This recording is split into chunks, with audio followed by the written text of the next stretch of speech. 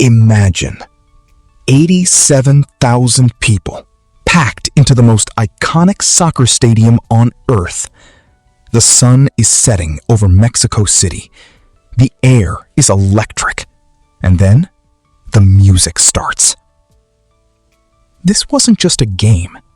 This was the beginning of the biggest sporting event in human history.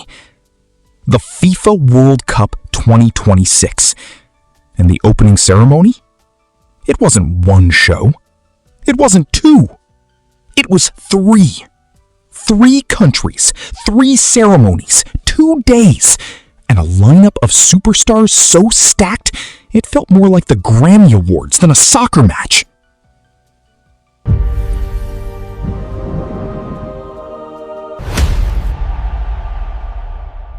Welcome. Let's break down every single moment, city by city, star by star, because this was something the world has never seen before. June 11th, 2026, Mexico City. The iconic Estadio Azteca, the largest stadium in all of Latin America, was a sea of dark green and yellow jerseys as fans flooded in hours before kickoff. The ceremony was themed around papel picado and folkloric performance, an explosion of Mexican culture, color, and heritage. And then, the moment everyone had been waiting for. Shakira walked onto that stage. Now, if you know anything about World Cup history, you know Shakira has done this before. Back in 2010, she performed her viral song Waka Waka in Johannesburg, a song that ultimately became a global football anthem. 16 years later, she was back. And this time, she brought someone equally powerful with her. Shakira performed the World Cup anthem, Die Die, alongside Nigerian superstar Burna Boy, fusing her unmistakable Latin pop R&B with his heavy-hitting Afrobeats energy. The crowd went absolutely wild. But that was just the opening punch. The ceremony celebrated Aztec culture and saw the pitch filled with performers in colorful costumes before Mexican singer-songwriter Lila Downs welcomed the world in both Spanish and English. Then came the music marathon. Taking the stage were Alejandro Fernandez, Belinda, Danny Ocean, J Balvin, Los Angeles Azules, Maná, and Tyla. One after another. Each performance bigger than the last. J Balvin brought his reggaeton thunder. Maná, one of the most beloved rock bands in Latin America, had the crowd singing every word. And Danny Ocean?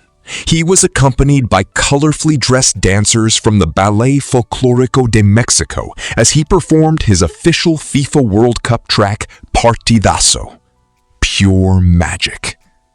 And then, the moment that tied it all together. Andrea Bocelli and E took the stage to sing the official FIFA World Cup 2026 anthem, DNA. The legendary Italian tenor. In Mexico City, singing for the entire world. That's the kind of moment that gives you chills even watching it on a screen. Bocelli himself said, to be invited to sing the anthem of the FIFA World Cup and to participate in the opening ceremony is an honor that moves me deeply. And just like that, the 2026 World Cup was officially alive. But here's the thing. Mexico City was just day one, because FIFA had something unprecedented planned. For the very first time in World Cup history, 3 separate opening ceremonies were held across 3 different countries. The festivities began in Mexico City on June 11th, then moved to Toronto and Los Angeles on June 12th. Let's go to Canada first. Toronto's ceremony was themed around the idea of a cultural mosaic, which honestly couldn't be more perfect for a city known as one of the most diverse on the planet. Canada's ceremony took place at BMO Field in Toronto, with performers including Alessia Cara, Michael Bublé, Eliana, Jessie Reyez, Nora Fatehi, Sanjoy, Veja Dream, and William Prince. Michael Bublé, the smooth, charming Canadian crooner adored by millions worldwide, brought warmth and heart to that stage. Alanis Morissette, another Canadian icon who's been rocking since the 90s, was nothing short of electric. And Jessie Reyez, who has quietly become one of Canada's most powerful voices, brought raw emotion that hit you right in the chest. It was a celebration of everything Canada is: multicultural, proud, and deeply musical. But if Toronto was a warm embrace, what happened in Los Angeles that same evening? That was a completely different animal. The opening weekend culminated in Los Angeles, staged at the ultra-futuristic SoFi Stadium, the same venue that hosted the Super Bowl, the same stage that has seen some of the biggest concerts in history. And the lineup? Let me just read this to you slowly so it sinks in. Katy Perry, Future, Anitta, Lisa, Rema, and Tyla. That's American pop, hip-hop, Brazilian pop, K-pop, Afrobeats, and Amapiano, all on one stage for one night in Los Angeles. FIFA President Gianni Infantino described the lineup as a reflection of the cultural diversity of the United States and the vibrancy of its many diasporas. Katy Perry headlined.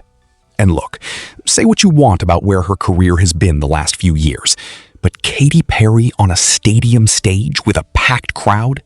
That woman knows how to put on a show. Fireworks, energy, pure spectacle. She was born for moments like this.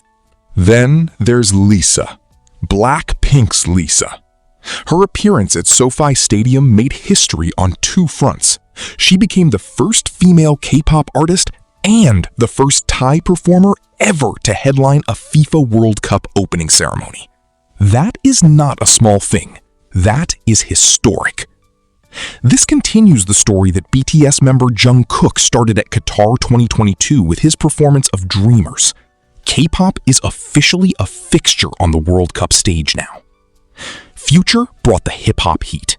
Rema, the Nigerian Afrobeat sensation behind Calm Down, one of the most streamed songs of this entire decade, brought the kind of energy that made you feel it in your bones. And Anitta, Brazil's biggest pop export, reminded everyone why she is absolutely unstoppable. Dan and Shay were also on hand to sing the American national anthem.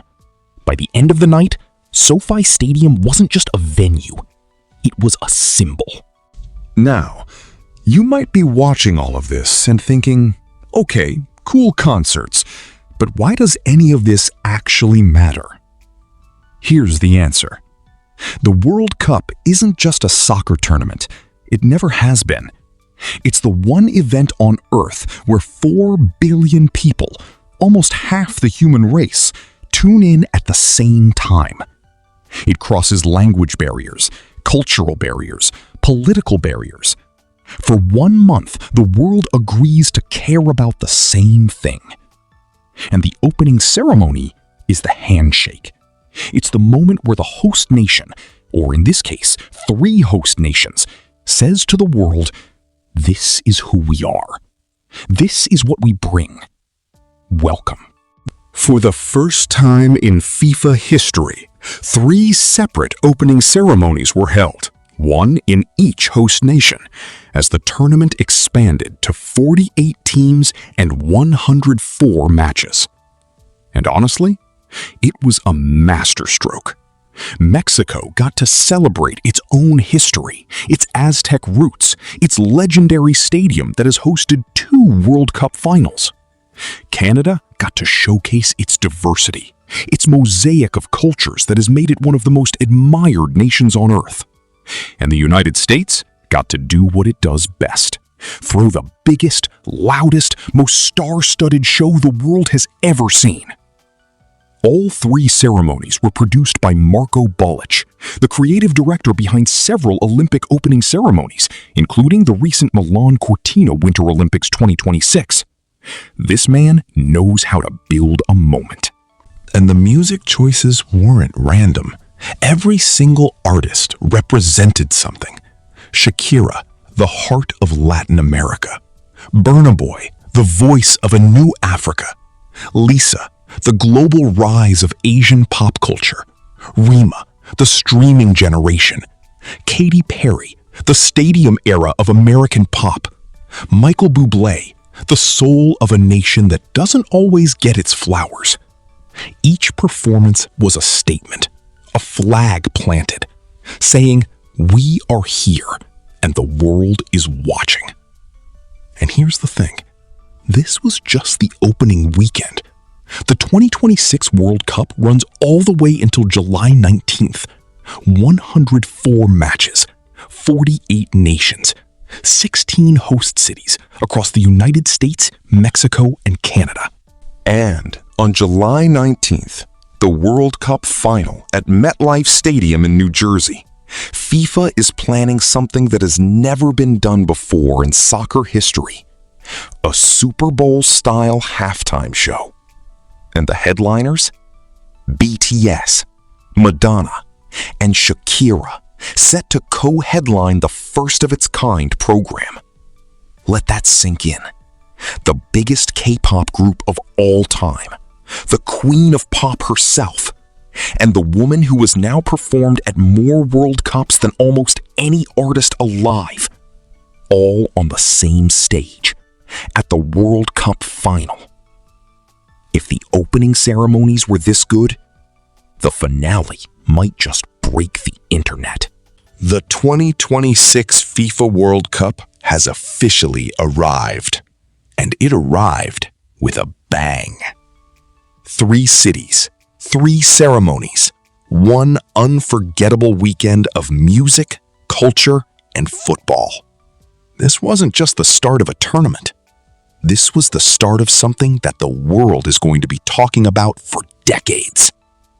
The beautiful game meets the biggest stage on Earth.